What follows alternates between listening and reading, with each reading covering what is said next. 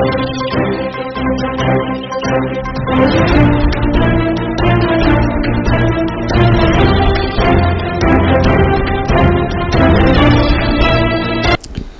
आवाज़ एक खास मुलाकात में आज मुलाकात कर रहे हैं प्रशांत जी मेवाड़ा। प्रशांत जी भीलवाड़ा से जिला अध्यक्ष है बीजेपी से।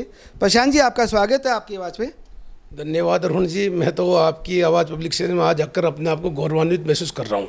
जैसे आपसे भी अपनी अनौपचारिक बातचीत में हुई, इतना बड़ा अभियान आपने शुरुआत की, इसके लिए मैं मेरी तरफ से, मेरी पूरी पार्टी के जिला संगठन की तरफ से आपको बधाई देता हूँ, धन्यवाद देता हूँ। धन्यवाद आपको भी प्रशांत जी। प्रशांत जी आप युवा ही लग रहे हैं और पार्टी के जिला अध्यक्ष होना एक बड़ी बात है, गौरव की बात है। और जैसे आपने बताया कि युवा मोर्चा में भी जब फर्स्ट टाइम पे अध्यक्ष बने थे भीलवाड़ा में, तो शायद पूरी पार्टी में राजस्थान लेवल पे युवा अध्यक्ष के रूप में थे आप। तो किस तरह से देखते हैं पार्टी का और संगठन का और भीलवाड़ा का नेतृत्व को, आप किस तरह से आप बताना चाहेंगे? देखिए, मैं छोटा सा कार्यकर्ता था, संघ की शाखा जाया करता था। जाते जाते थोड़ा सा राजनीतिक इंटरेस्ट भी आ गया और अखिल भारतीय विद्यार्थी परिषद से जुड़ गया। एबीवीपी से जुड़ने के पश्चात 2003 में मैं एक प्रकोष्ठ में जिला संयोजक के नाते, सुभाष जी भेड़िया जिलाध्यक्ष थे जो कि सांसद भी रहे, उनके साथ में प्रकोष्ठ में जिलाध्यक्ष रहा। और ये होते होते मैं युवा मोर्चे का जिलाध्यक्ष भी रहा, नगर विकास न्यास में ट्रस्टी भी रहा। और उसमें वसुंधरा जी मुख्यमंत्री हुआ करती थी। उस समय मैं राजस्थान का सबसे कम उम्र का यूआईटी में ट्रस्टी बना। बाद में जब 2011 में मैं युवा मोर्चे का जिला अध्यक्ष बना, मैं पार्टी का जिले का महामंत्री बना, 2 बार पार्टी का जिले का महामंत्री रहा। और उसके बाद मैं सबसे कम उम्र का पिछली बार मैं जिलाध्यक्ष रहा, जब सीपी जोशी जी प्रदेश अध्यक्ष थे उनके साथ, और भजन लाल जी प्रदेश के महामंत्री थे, उनके साथ रहा। वापस अभी मैं मदन जी के साथ पुनः सेकंड बार निर्वाचित हुआ। इसके लिए मैं संगठन का भी आभार व्यक्त करता हूँ। और हमारी पार्टी में काम करता हूँ तो निश्चित तौर पे सबको जिम्मेदारी मिलती है। सरकार भी आपकी है, राज्य में भी हो चाहे सेंटर में हो, डबल इंजन की सरकार है। भीलवाड़ा नगरी एक औद्योगिक नगरी कहलाती है। माइनिंग जोन है, टेक्सटाइल इंडस्ट्रीज़, बड़ी बड़ी इंडस्ट्रीज लिस्ट, टेक्सटाइल में बड़े बड़े नाम आपकी भीलवाड़ा से आते हैं। किस तरह से देखते हैं भीलवाड़ा की, क्या क्या अपेक्षाएं हैं पार्टी से राज्य स्तर पर और केंद्र स्तर पर? देखिए, भीलवाड़ा एक बढ़ता हुआ शहर है। भीलवाड़ा ने 10-15 सालों में बहुत ग्रोथ की है। और अब इंडस्ट्री की बात करें तो बहुत बड़ी बड़ी इंडस्ट्रियां हैं, चाहे वहाँ संगम ग्रुप है, बीएसएल ग्रुप है, अनेक कंचन ग्रुप है, बहुत सारे बड़े ग्रुप है। और माइनिंग की बात करें तो हिंदुस्तान जिंक, जिंदल जैसे बड़े बड़े ग्रुप भी वहाँ भीलवाड़ा में है। और ऐसी कोई विधानसभा क्षेत्र नहीं है जहाँ माइनिंग एरिया नहीं है। भीलवाड़ा शहर में टेक्सटाइल के नाते बड़ा काम है और मिनरल्स के नाते पूरे जिले में अच्छा काम है। और इन 10-12 सालों में केंद्र सरकार ने, चाहे टेक्सटाइल पार्क बनाने की बात हो, चाहे उद्योगपतियों को ध्यान रखने की बात हो, जो भी मैं बात करूं तो भीलवाड़ा का विकास केंद्र सरकार की, मोदी सरकार और राज्य सरकार में जब जब भी भारतीय जनता पार्टी की सरकार रही तब तब विकास हुआ है। चाहे ब्रॉड गेज की बात करें, अभी भी रेलवे का दोहरीकरण का काम भीलवाड़ा में चल रहा है। इससे निश्चित तौर पे भीलवाड़ा में, क्योंकि पूरे देश भर के और विदेश से भी लोग वहाँ इंडस्ट्री के नाते आते हैं, तो यहाँ सहूलियत आवश्यक है। और इन कुछ सालों में लगातार भीलवाड़ा में प्रोग्रेस हो रही है। ये हमारी डबल इंजन की सरकार इस काम को आगे बढ़ा रही है। आपने बताया जैसे टेक्सटाइल का एक बड़ा नाम है भीलवाड़ा शहर, तो टेक्सटाइल में और क्या संभावना है? क्योंकि जो इंडस्ट्रियल कॉरिडोर बनाने की बात है, क्या भीलवाड़ा को इस तरह का इंडस्ट्रियल कॉरिडोर बनाया जा सकता है कि छोटे से छोटा जो रॉ मटेरियल में जो यान आता है उसको प्रोड्यूस तो नहीं हो सकता, लेकिन प्रोड्यूस के अलावा उसको मटेरियल को फाइनल फिनिशिंग देने तक की नए इनोवेशन टेक्नोलॉजी के जरिए, मशीनरी सेटअप के जरिए और उसको मतलब टेक्सटाइल इंडस्ट्रीज़ के जरिए कैसे रोज़गार को बढ़ाया जा सकता है, कैसे उस क्लस्टर को एक बड़ा क्लस्टर, टेक्सटाइल क्लस्टर बनाया जा सकता है। और माइनिंग जोन में और क्या संभावना है? क्या अभी नई कुछ चीज़ें और आपके नॉलेज में आई है इसमें? देखिए, भीलवाड़ा राजनीतिक रूप से जो भी राजनेता पुराने टाइम में रहे थे कांग्रेस पार्टी के, उन्होंने कभी ध्यान नहीं दिया। उसका खामियाजा भीलवाड़ा को बहुत भुगतना पड़ा। भीलवाड़ा टेक्सटाइल सिटी है और उद्योग, इतनी बड़ी औद्योगिक नगरी होने के बावजूद, जब पिछली बार हमारी सरकार राज्य में नहीं थी, केंद्र में हमारी सरकार थी, और केंद्र सरकार ने जब टेक्सटाइल पार्क बनाने की बात की तो यहाँ के जो उस तत्कालीन मुख्यमंत्री अशोक जी गहलोत ने टेक्सटाइल पार्क को जोधपुर ले गए। चूँकि जोधपुर प्रायोगिक नहीं था, उस कारण से जोधपुर नहीं हुआ। वापस जब हमारी सरकार बनी दोनों जगह, तब यहाँ टेक्सटाइल पार्क भीलवाड़ा में बन रहा है। जो चीज़ें अब मिल रही है ये भीलवाड़ा को काफ़ी पहले मिल जानी चाहिए थी, पर राजनीतिक दुर्भावना से, क्योंकि भीलवाड़ा शहर ऐसा रहा है वहाँ हमेशा भारतीय जनता पार्टी का विधायक जीतता रहा है, तो राजनीतिक दुर्भावना से कारण से भीलवाड़ा का विकास नहीं हुआ। अब निश्चित तौर से इस टेक्सटाइल के रूप में भीलवाड़ा का बहुत ज़्यादा विकास हो रहा है। 2-2.5 सालों में राज्य सरकार ने जिस प्रकार का बजट दिया है तो भीलवाड़ा में बहुत कुछ बजट दिया है। और मिनरल्स की बात करें तो यहाँ सेरेमिक जोन के हिसाब से माइनिंग उद्योगों को बढ़ावा देने के लिए नई टेक्सटाइल पॉलिसी भी आ रही है, माइनिंग पॉलिसी भी आ रही है। और छोटे छोटे माइनिंग जो काम कर रहे हैं उन लोगों को स्थापित करने के लिए सेरेमिक जोन बनाने का प्रस्ताव भी भीलवाड़ा में प्रस्तावित है।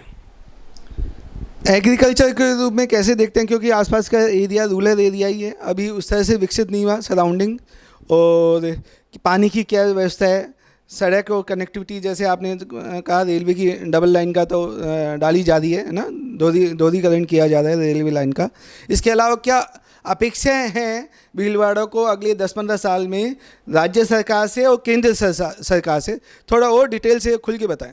देखिए एक्चुअल में क्या है कि भीलवाड़ा में कोई ज़माना था जब ट्रेन से पानी आता था, मतलब अभी भी हम सुनते रहो सकता, नौजवान पीढ़ी सुनेगी ना तो उसको बड़ा आश्चर्य लगेगा कि ट्रेन से पानी आना, पर भीलवाड़ा वो शहर था जहाँ ट्रेन से पानी आता था और लाइन लगती थी पानी के लिए। ऐसी कोई गर्मी का मौसम नहीं होता था जब मटकियाँ नहीं फूटती थी, प्रदर्शन नहीं होता था। पर जब हमारे यहाँ चंबल का पानी आया तो आज भीलवाड़ा का वाटर लेवल भी बढ़ा है और आज घर घर में पानी आने लगा है। और जिस प्रकार से 2-2.5 सालों से तो इंद्र भगवान की मेहरबानी रही, भजन लाल जी की सरकार में कहते हैं कि भी बरसात का और भाजपा का पुराना नाता है, जब भी भाजपा की सरकार आती है तो इंद्र देवता की मेहरबानी होती है, और कांग्रेस आती है जब काल भी होता है, हमने देखा है। पर जिस प्रकार से 2-2.5 सालों में बारिश आई है और वाटर लेवल बढ़ा है, और भीलवाड़ा क्योंकि एग्रीकल्चर भी भीलवाड़ा में बढ़ा हुआ है, चाहे हम उत्पादन की बात करें, गेहूँ हो, मक्का हो या किसी भी प्रकार की फसल हो, तो भीलवाड़ा में किसानों के लिए भी बहुत बढ़ चढ़ कर कार्य होता है। यहाँ की मंडी भी सुप्रसिद्ध मंडी है, वहाँ गांव के गरीब लोग वहाँ मंडी में आकर अपने अनाज को एक आगे बढ़ाने की दृष्टि से काम कर रहे हैं। इथेनॉल की दृष्टि में भी भीलवाड़ा आगे बढ़ रहा है कि मक्का का जो वेस्टेज है उससे इथेनॉल बनाकर हम जो अभी देश में संकट चल रहा है उसको आगे बढ़ाने की दृष्टि में भी भीलवाड़ा आगे बढ़ रहा है। तो मेरा ये मानना है कि वहाँ के किसानों को, और जैसे मोदी सरकार आई तो मोदी सरकार ने प्राकृतिक खेती के ऊपर भी विशेष ध्यान दिया है। मोदी जी का श्री अन्न को लेकर, मोटे अन्न को लेकर किसानों के ऊपर विशेष फोकस है। इसको लेकर भीलवाड़ा के किसान भी जागरूक हो रहे हैं कि किस प्रकार हम ऑर्गेनिक खेती कर सकें, और हम किसानों को मोटिवेट भी कर रहे हैं कि आप प्राकृतिक खेती का ज़्यादा उपयोग करें, पेस्टिसाइड का उपयोग नहीं करें। ये थोड़े से टाइम के लिए तो ठीक है, पर पेस्टिसाइड से जिस प्रकार कैंसर की बीमारी, शुगर, बीपी इस तरह की बीमारी हो रही है, मोदी सरकार इस पर विशेष ध्यान दे रही है। उसका फायदा यहाँ के किसानों को भी होगा, आम जन को भी होगा, और भीलवाड़ा इस दृष्टि में 2 कदम आगे बढ़कर चल रहा है। राजनीतिक दृष्टि से आप किस तरह का विजन रखते हैं आगे, क्योंकि अभी काफ़ी उम्र है और काफ़ी युवा है, काफ़ी काम किया है आपने और आगे काम करने की अभी काफ़ी संभावनाएं, स्कोप है, तो किस तरह से अपने आप को, अपने कैरियर को देखते हैं पॉलिटिकली और सोशली बहुत? देखिए मैं अपने आप को सौभाग्यशाली मानता हूँ कि मैं भारतीय जनता पार्टी का कार्यकर्ता हूँ, संघ का स्वयंसेवक हूँ। मेरे लिए बड़े गौरव की बात है, और मैं जिस समय भारतीय जनता पार्टी में काम कर रहा हूँ ये मेरे लिए और ज़्यादा गौरव की बात है। जब देश के ही नहीं विश्व के लोकप्रिय नेता नरेंद्र जी मोदी इस देश का नेतृत्व कर रहे हैं, उस समय मैं भारतीय जनता पार्टी का जिलाध्यक्ष हूँ, ये होना मेरे लिए अपने आप के गौरव की बात है। जब हम हमारे आस्था के केंद्र की बात करें, राम मंदिर का निर्माण अयोध्या में जिस प्रकार किया, धारा 370 का खात्मा जिस टाइम हो, इस कार्यकाल में मैं जिलाध्यक्ष हूँ, ये मेरे लिए बहुत ही अपने आप को गौरव का क्षण महसूस करता हूं कि मैं इस कार्यकाल में जिलाध्यक्ष हूं। जैसी की बात कर रहे हैं तो भारतीय जनता पार्टी एक ऐसी पार्टी है जहां सामान्य कार्यकर्ताओं को भी मौका मिल सकता है। आप देख रहे होंगे भजन लाल जी ने किस प्रकार संगठन में काम किया, प्रदेश के महामंत्री रहे, जिलाध्यक्ष रहते हुए पहली बार विधायक बने और पहली बार विधायक के नाते मुख्यमंत्री बन गए। ये भारतीय जनता पार्टी में संभव है, दूसरी पार्टी में संभव नहीं। हम नितिन नवीन जी की बात करें, आज मेरे से 2 साल ज़्यादा उनकी, और राष्ट्रीय अध्यक्ष बन गए। ये भारतीय जनता पार्टी में एक तरह से राहुल गांधी आज 56 साल के हैं और अपने आप को युवराज कहते हैं, युवा कहते हैं, पर भारतीय जनता पार्टी में कार्यकर्ताओं की कीमत है, और छोटे से छोटे कार्यकर्ताओं को भी बड़ी से बड़ी जिम्मेदारी भारतीय जनता पार्टी दे सकती है। आज जिस प्रकार से, चाहे मैं मेरे कैरियर की बात करूं, मैं छोटे से कार्यकर्ता के रूप में मैंने शुरुआत की है, पर चाहे मुझे यूआईटी में ट्रस्टी बनने का गौरव मिला हो, पार्टी में 2 बार महामंत्री बनाऊं और दूसरी बार मैं जिलाध्यक्ष बनाऊं, तो मैं अपने आप से जिस प्रकार हम टीम भावना से काम कर रहे हैं। और भीलवाड़ा की बात करें तो राजस्थान के हमारे संगठन दृष्टि से 44 जिले, 44 जिलों में भीलवाड़ा हर टाइम, हर क्षण हमारे संगठन में आगे आता है। हमारा जब सदस्यता अभियान हुआ है तो राजस्थान में भीलवाड़ा दूसरे नंबर रहा है।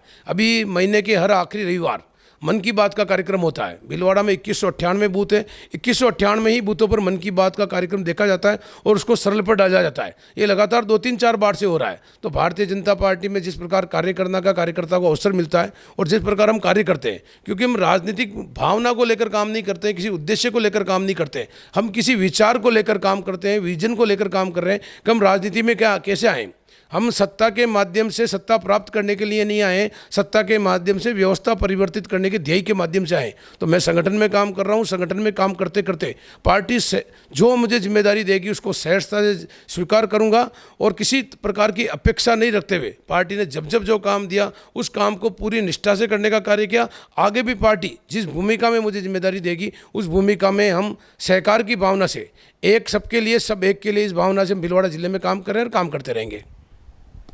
प्रशांत जी, आपने ये सब कुछ बताया, क्या बेसिक फैसिलिटीज़ के मामले में भीलवाड़ा कहाँ है? शिक्षा की बात हो, चिकित्सा की बात करें, सड़क और कनेक्टिविटी की बात करें, रूरल कनेक्टिविटी की बात करें, भीलवाड़ा किस तरह से आगे देख रहा है, जनता क्या अपेक्षा है, और पानी की बात करें। आपने कहा भीलवाड़ा में सिटी में पानी आ गया, लेकिन क्या वो आम आदमी तक, रूरल तक भी पहुंच गया? हर एक रूरल धाणी तक पहुंच गया पानी? और क्या अगले 5-10 साल का आपके हिसाब से, आप पॉलिटिकली एक्टिव है, सोशली एक्टिव है, किस तरह से देख रहे हैं अगले 5-10 साल में भीलवाड़ा में ये सब चीज़ें होनी चाहिए? औद्योगिक नगरी के रूप में आपने बताया, लेकिन आम आदमी के लिए किस तरह से क्या चीज़ें अपेक्षित है भाजपा की राज्य सरकार से और सेंटर की गवर्नमेंट से? देखिए अरुण जी, आपने बहुत अच्छा प्रश्न किया, इसके लिए मैं आपका धन्यवाद भी ज्ञापित करता हूँ।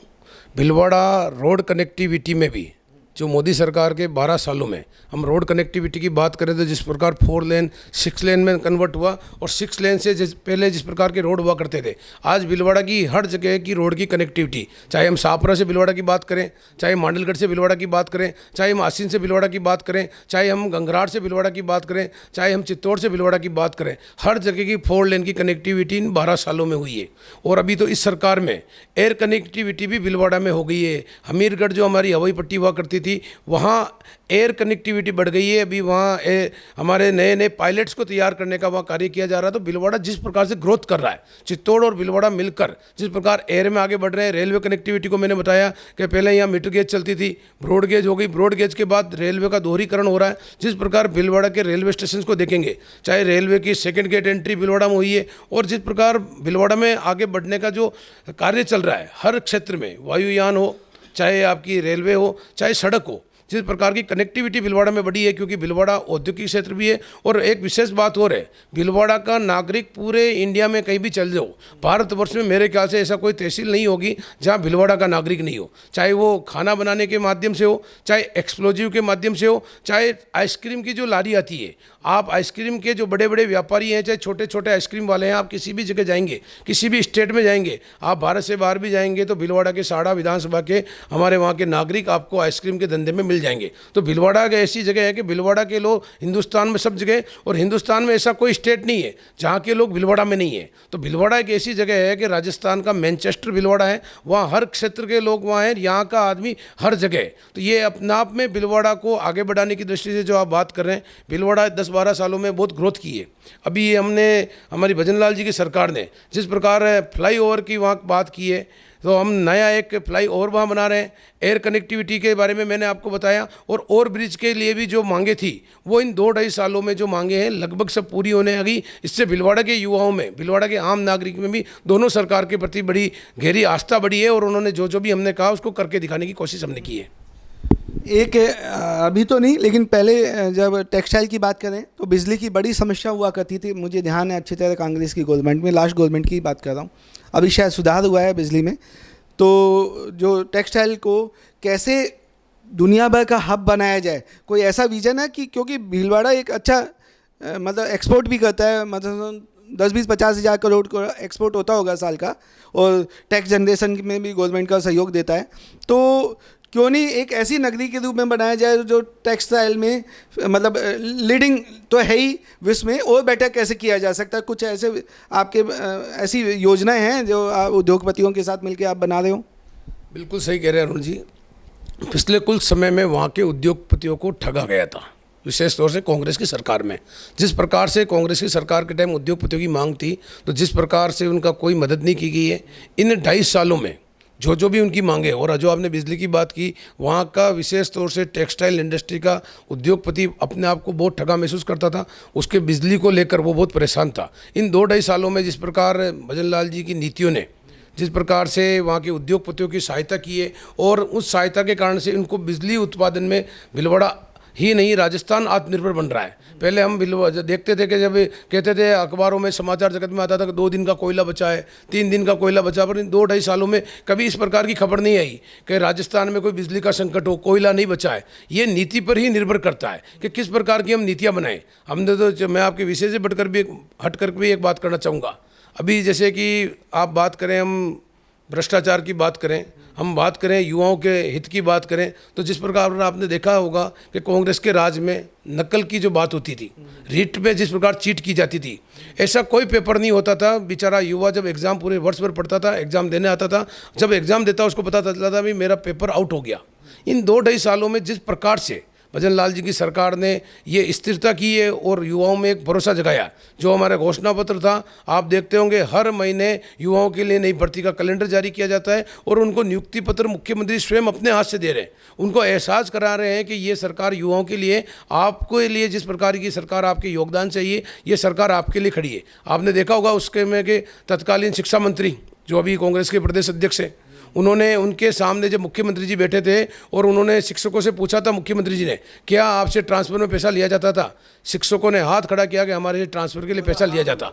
सब शिक्षकों ने बोला और मुख्यमंत्री जी और शिक्षा मंत्री के सानिध्य में ये सरकार चल रही थी। आज देखा हमने गोविंद सिंह जी डोटासरा के परिवार के लोग किस प्रकार से आरपीएससी में घोटाला किया था, उनके परिवार के आरोप लगे थे, उनके परिवार के लोग आरएस बन गए थे। और आरपीएससी, मेरे को तो ये जानकारी है कि राजस्थान की आरपीएससी को बहुत अव्वल दर्जे से देखा जाता था। हिंदुस्तान में लोग राजस्थान के आरपीएससी की तुलना करते थे कि यार आरपीएससी हो तो राजस्थान जैसी। उस आरपीएससी को पिछले 5 सालों में ऐसी स्थिति कर दी कि लोगों को लगने लग गया कि यार ये क्या हो रहा है। उस स्थिति को आज सुधारा है भजन लाल जी ने, और 2-2.5 सालों में युवाओं का विश्वास इस भारतीय जनता पार्टी सरकार ने स्थापित किया है। आप भी युवाओं की बात कर रहे हैं और 2029 ज़्यादा दूर नहीं है, तो मैं समझता हूँ मंजिल पास में ही है, सीटें भी बढ़ रही है, 250-60 हो जाएगी। क्या उम्मीद करते हैं, किस तरह से देख रहे हैं आप अपने आप को? देखिए, मैं विधानसभा चुनाव से पहले पार्टी का जिलाध्यक्ष बना था जुलाई 23 में, और मेरे जुलाई 23 में बनते ही विधानसभा के चुनाव आ गए थे। मैंने जिस प्रकार कहा था ना, मैं सौभाग्यशाली कार्यकर्ता हूँ कि मैं इस युग में भारतीय जनता पार्टी का जिलाध्यक्ष बनाऊँ। दिसंबर में जब 23 में विधानसभा के चुनाव हुआ है, भीलवाड़ा में पूरी सीटें कांग्रेस मुक्त भीलवाड़ा हुआ। 7 में से 6 भारतीय जनता पार्टी के विधायक जीते और 1 निर्दलीय विधायक जीता। कहने का तात्पर्य है कांग्रेस मुक्त भीलवाड़ा हमने किया। उसके बाद जब लोकसभा चुनाव आया उसमें भी भीलवाड़ा से भारतीय जनता पार्टी जीती है। और तो मेरा कहने का तात्पर्य है, चाहे 2029 का चुनाव आ जाओ, चाहे कोई सा भी चुनाव आ जाओ, हम हर क्षण हर पल हम उसी प्रकार कार्य करते हैं कि आज भी हम एग्ज़ाम देने के लिए हर टाइम तैयार रहते हैं। आज पेपर हो जाए, हम पेपर देने के लिए तैयार हैं। जिस प्रकार से हमने विधानसभा चुनाव में कांग्रेस मुक्त भीलवाड़ा किया, लोकसभा चुनाव में भीलवाड़ा को कांग्रेस मुक्त किया, आने वाले चाहे पंचायती राज चुनाव हो, चाहे निकाय चुनाव हो, या आने वाला विधानसभा लोकसभा चुनाव हो, भीलवाड़ा जिला निश्चित तौर पर पुनः कांग्रेस मुक्त जिला होगा। प्रशांत जी, आपका बहुत बहुत धन्यवाद। आपने सभी बातों को, सभी विचार को अपने व्यक्त किया। इस पार्टी के कार्यकर्ता, जिलाध्यक्ष होने के नाते और आम आदमी होने के नाते भी आपने भीलवाड़ा की समस्याओं और से अवगत कराया और समाधान से भी अवगत कराया। इसके लिए बहुत बहुत धन्यवाद। आगे इस तरह की चर्चा हम आपसे करते रहेंगे और उम्मीद करते हैं भीलवाड़ा को आप इंडिया की लीडिंग सिटीज़ में लेके जाएंगे। धन्यवाद। बहुत बहुत धन्यवाद। मैं तो आपको पुनः धन्यवाद दूंगा कि आपने ये मंच मुझे अवेलेबल कराया, मुझे मंच उपलब्ध कराया। आपने आपसे मिलने का और आपके दर्शकों से मिलने का मुझे जो अवसर दिया, इसके लिए मैं पुनः आपका हृदय से आभार व्यक्त करता हूं कि इसी प्रकार आप कभी भी और मुझे बताएं, मैं पुनः हाजिर रहूंगा आपके बीच। Thank you.